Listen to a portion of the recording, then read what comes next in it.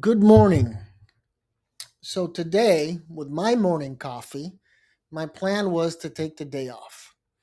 Um, I was going to continue working on my bird pond. That's my new project.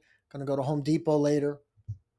But it's kind of hard to ignore what's been happening in the news lately with California, right? We see this civil unrest, these masked agents from ICE.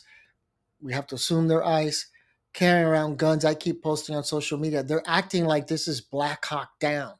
This is going into the suburbs, and the most that the undocumented immigrants do is run away. That's like the worst thing they've done so far.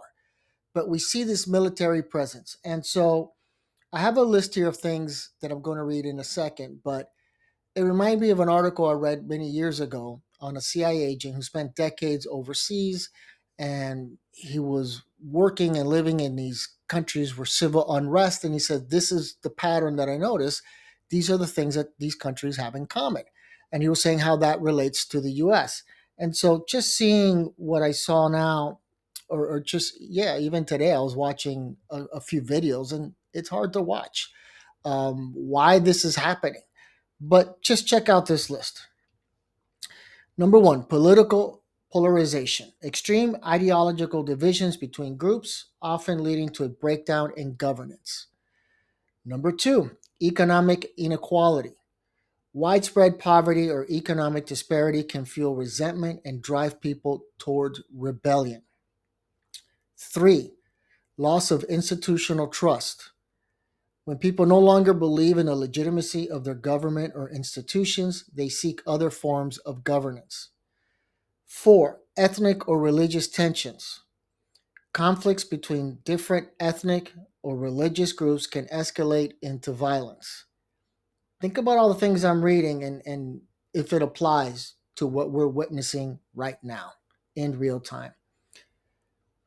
Number five, oppressive government actions. Authoritarian policies.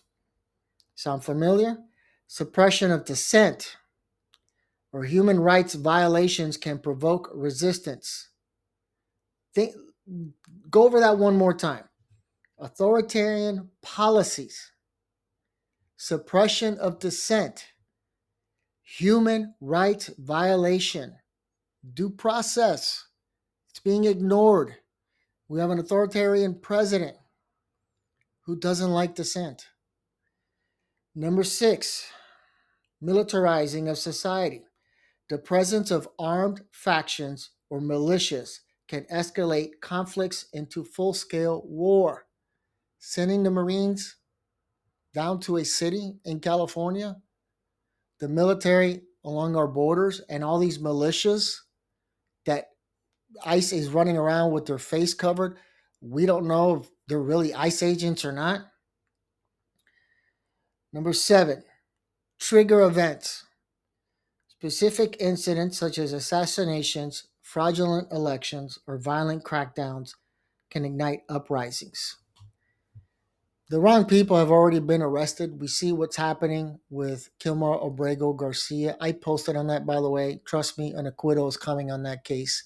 If not, they will quietly dismiss the case to begin with. Um,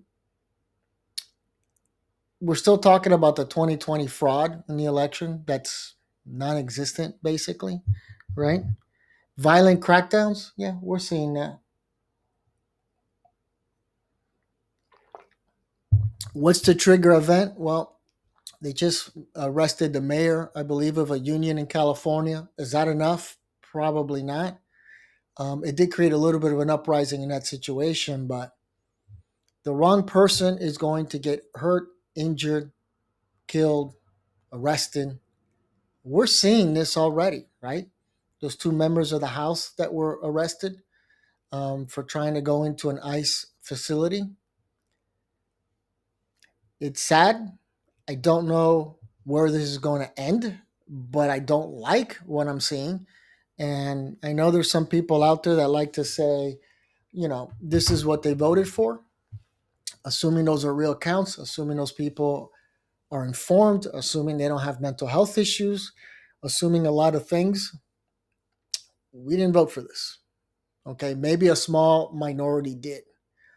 So there are tough times ahead. To say otherwise would be ignorance, would be a lie. But keep that list in mind. And let me get this list back here to myself here. I just want to summarize this up. Political polarization, economic inequality, loss of institutional trust, ethnic or religious tensions, oppressive government actions, militarizing society, and trigger events. That's what you need to know.